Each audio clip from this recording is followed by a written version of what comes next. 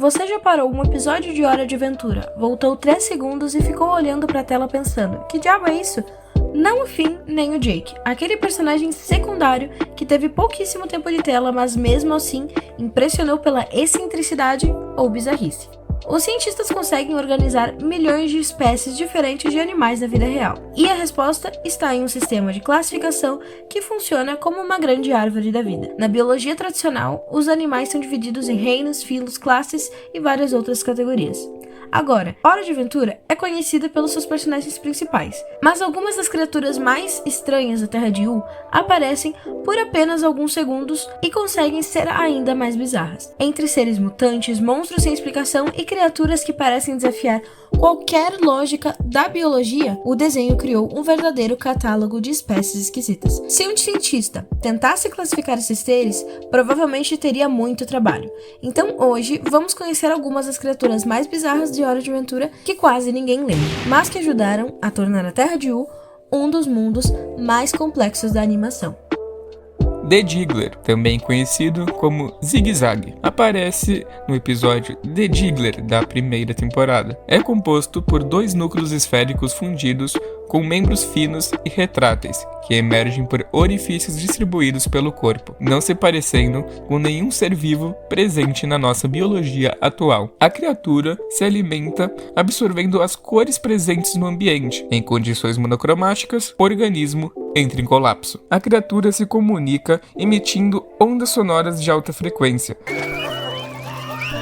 Demonstra capacidade documentada de imitar padrões vocais de outras espécies, assim como faz quando o Finn está assobiando quando anda pela floresta. O comportamento da criatura é pacífico, porém, a mãe é muito agressiva com qualquer outro indivíduo que ameace a vida de seus filhotes. Ela protege uma espécie de ninho que é encontrado em florestas densas na Terra de Yu. O nível de ameaça é baixo. É visto que no final do episódio existem mais de sua espécie, mostrando um comportamento em sociedade. As fadas hipnóticas. As fadas hipnóticas aparecem especificamente no episódio Compromisso, título original Bespoken 4, que correspondem ao episódio 37 da 7ª temporada. A sua composição corporal é orgânica, com possível componentes etéreos. A sua morfologia consiste com representações míticas tradicionais de fadas. A classificação, ela seria uma entidade mágica e o elemento gelo. Ela tem como comportamento neutro e passivo, nenhum registro de agressividade documentado.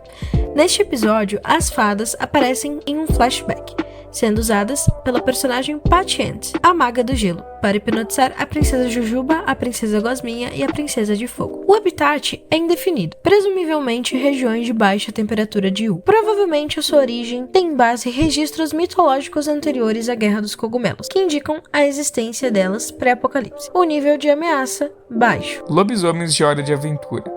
Os porquebisomens, do episódio Donnie, são criaturas obcecadas por curiosidade científica e sede de sangue. Eles são atraídos por questionamentos e fazem pausas durante a caça para dar palestras educacionais sobre o ecossistema. O nome reflete exatamente o seu comportamento investigativo. Já os lobos do abraço, do episódio Abraço do Lobo, aparecem quando alguém é infectado por um lobo alfa, mas em vez de morder, eles têm um desejo insaciável de dar abraços apertados. Finn passa por essa transformação no desenho após o encontro com a criatura. A composição corporal é orgânica. É um canídeo bípede de pelagem escura e roxa, tamanho superior ao lobo comum. É classificado como um mamífero mutado, ordem carnívora, família Canidae. É originado por lobos comuns afetados pelo que os registros locais denominam fardo do conhecimento absoluto.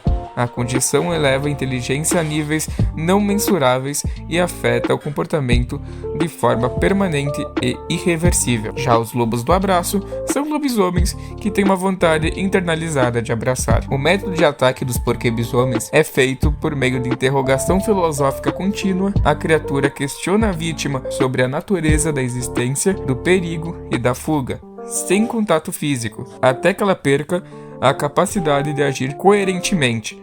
Daí o nome. O ataque é construído inteiramente por perguntas. Comunicação. Linguagem verbal complexa, vocabulário extenso. Habitat, florestas da Terra de Yu. Nível de ameaça, médio-alto. O dano causado é cognitivo, não físico, diferente dos lobos do abraço, que abraça a vítima para depois matá-la. Então sim, presentes em diversos episódios. Tem como as variantes terrestres, aéreos e espaciais. Sua composição corporal é composta por uma massa orgânica amorfa e gelatinosa, textura e aparência semelhantes a um tecido adiposo vivo, feições faciais minimalistas com narizes salientes e proeminentes. Sua variação terrestre tem como locomoção rastejo, os membros vestigiais presentes, porte médio. A variação aérea tem apêndices alados funcionais. A variante espacial possui 4 olhos dispostos simetricamente. Sobrevivência no vácuo do espaço sem suporte atmosférico confirmado. Ele vocaliza em coro harmônico contínuo, mesmo em ausência total de ar. O seu comportamento é pacífico em todas as variantes. Nenhum comportamento predatório ou territorial documentado. A origem conhecida. Hipótese: uma evolução biológica espontânea dentro das leis físicas específicas do universo de U. O nível de ameaça é nulo.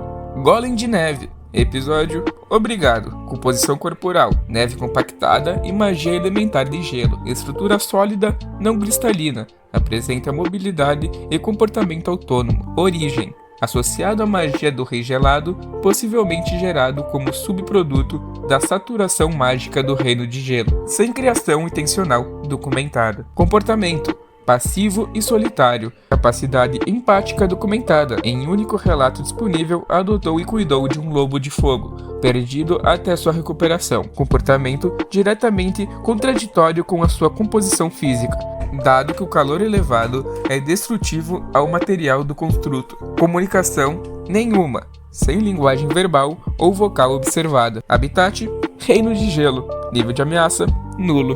Lobo de Fogo. Aparece no episódio Obrigada. A sua composição corporal é basicamente um plasma térmico e combustão contínua autofixante. A morfologia externa mimetiza perfeitamente a estrutura anatômica de um canídeo biológico, Canis lupus, porém constituído inteiramente por uma brasa e, em certos momentos, chamas vivas. A temperatura superficial excede o ponto de ignição de quase toda a matéria orgânica comum ao toque. Sua classificação: ele seria um elemental de fogo ou um canídeo elemental. Seu comportamento dinâmico e territorial quando em matilha ativa. No entanto, indivíduos em estado juvenil, isolados, exibem comportamento lúdico, alta capacidade de domesticação e propensão a estabelecer vínculos afetivos estáveis com outras espécies, agindo com a previsibilidade de um mamífero doméstico, apesar do perigo térmico involuntário. Sua comunicação: vocalizações caninas convencionais, latidos, uivos e gemidos, moduladas por estálidos de combustão e flutuações acústicas causadas pelo ar aquecido. O volume das chamas corporais servem como os indicadores visuais do estado emocional e vital do indivíduo. Seu habitat: reino de fogo e áreas de extrema atividade geotérmica. Os registros documentados na série exibem trânsito temporário em zonas de baixa temperatura devido a deslocamentos acidentais. Seu nível de ameaça é médio. O perigo decorrente de sua natureza. Observações: apresenta vulnerabilidade absoluta à água, umidade condensada e ambientes criogênicos severos, que induzem choque térmico e redução imediata de sua massa de plasma, o que indica um enfraquecimento vital. Sua interação, documentada com o Golem de Neve, permanece como um dos raros casos registrados de U onde imperativos neurocomportamentais de cooperação mútua superam as leis da física de aniquilação elementar. James Baxter. Episódio James Baxter, temporada 5. Composição corporal: orgânica. Equino de porte médio. Morfologia convencional, sem anomalias anatômicas detectadas. Classificação biológica: mamífero, ordem Perissodactyla, família Equidae. Locomoção: bípede por comportamento voluntário. A criatura escolhe se movimentar com as patas traseiras, atividade principal documentada, equilibrar-se sobre uma esfera enquanto vocaliza o próprio nome. Nenhuma outra atividade foi registrada. James Baxter. James Baxter. Efeitos sobre organismos próximos. A observação do comportamento de James Baxter produz consistentemente estados de bem-estar em espectadores de espécies distintas. Comportamento pacífico, sem registros de agressividade, territorialidade ou comportamento errático, muito próximos aos equinos que conhecemos na vida real. Habitat: planícies abertas da Terra de U. Nível de ameaça: nulo. Mimau, um personagem que aparece no episódio Jake vs Mimau da 3ª temporada.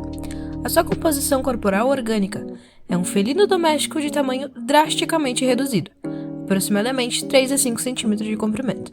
Sua morfologia é convencional para a espécie. A sua classificação biológica é um mamífero, a ordem carnívora, a família Felidae. O seu comportamento é altamente agressivo, calculista e metódico. Opera exclusivamente por contrato, sem registro de violência fora de mandato formalizado. Uma capacidade documentada de infiltração em organismos de grande porte por meio de articulações e orifícios naturais do corpo do hospedeiro. O seu habitat é a Guilda dos Assassinos na Terra de U. O nível de ameaça, médio. Observações. Ele é membro de uma organização formal com código de conduta. Não age fora de mandato contratual estabelecido. Os executivos.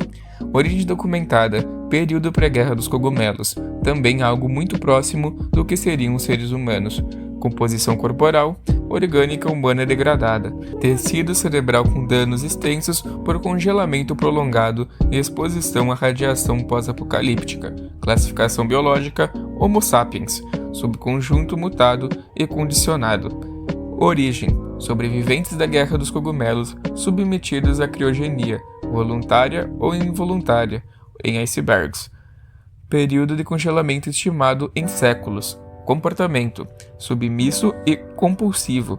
Após degelo, os indivíduos exibem fixação em tarefas corporativas, relatórios, hierarquias, reuniões e obediência a uma figura de autoridade designada chefe. Habitat: icebergs à deriva e fundo do mar. Nível de ameaça: baixo individualmente, sistêmico em grupo. Observações: o condicionamento comportamental pré-apocalipse foi preservado intacto após séculos de degradação biológica severa, indicando que certos padrões comportamentais humanos apresentam maior resistência à destruição do que organismos que os carregam. Users: o que mais podemos assemelhar com os humanos. Quando a Grande Guerra dos Cogumelos aconteceu, a bomba principal liberou uma quantidade massiva de radiação e energia tóxica, o resíduo verde. Quem não morreu instantaneamente na explosão teve o corpo derretido e fundido a essa gosma, virando um user. Sua composição corporal é essa matéria orgânica em decomposição, fundida com resíduos radioativos e gosma tóxica verde. Possui uma forma antropomórfica maleável, dentes desalinhados e olhos brilhantes. A sua classificação, um mutante ou até mesmo podemos chamar de zumbi radioativo. A sua alimentação é basicamente matéria orgânica viva. Atacam os sobreviventes e qualquer criatura senciente para se alimentar ou infectar. Seu comportamento é agressivo e irracional, move-se em bandos, hordas e atacam violentamente qualquer coisa que aproxime-se de seus territórios contaminados. A detecção pelo hospedeiro é altíssima e aterrorizante. Eles são barulhentos, gemem constantemente e exalam um brilho verde radioativo visível à distância. Seu habitat: áreas de alta radiação, estação de metrô, o submundo, as ruínas da antiga civilização humana, como vistas no episódio em que eles aparecem, Ocean of Fear, ou nos flashbacks de Marceline e Simon. Sua origem é uma mutação causada pela bomba do cogumelo durante a Grande Guerra dos Cogumelos. Seu nível de ameaça é altíssimo. Individualmente são lentos e previsíveis, mas extremamente perigosos em grandes grupos devido à toxicidade e à agressividade. Elefante psíquico de guerra pré-histórico. É uma criatura lendária e icônica da série. Aparece no episódio O Limite, quando Finn e Jake usam um desejo para invocá-lo e conseguir escapar de um labirinto mortal. Sua composição corporal é orgânica. É um elefante de grandes dimensões, visivelmente superior a um elefante africano padrão. Sua estrutura cefálica dupla, 2 crânios, 2 pares de olhos, um único corpo. Ele é um mamífero de grande porte, da ordem Proboscidae. Anomalia bicefalia estrutural estável e funcionalmente integrada. Suas habilidades são telepatia, transporte e concessão de desejos. Nível de capacidade psíquica não mensurado com instrumentos disponíveis. O comportamento é contido. Permaneceu aprisionado por período não especificado. Após a libertação, atendeu ao pedido dos libertadores e partiu sem agressividade. Sua comunicação é exclusivamente telepática. Seu habitat é desconhecido. Permaneceu aprisionado em localização específica durante parte da sua existência documentada. O nível de ameaça é indeterminável. Potencial extremo. Comportamento observado foi inteiramente benigno. Essas criaturas não compõem nem 10% da fauna presente em Hora de Aventura. Mas o interessante é conseguirmos selecionar alguns e classificar tentando seguir uma lógica realista. Mas esse universo é tão vasto que é quase impossível denominar e separar as espécies seguindo uma lógica biológica real. Se você curtiu essa expedição pelos registros mais bizarros de U, já sabe, esmaga o botão de gostei, se inscreve no canal para não perder o próximo vídeo e já deixa aí nos comentários quais as criaturas você quer ver catalogadas no próximo vídeo.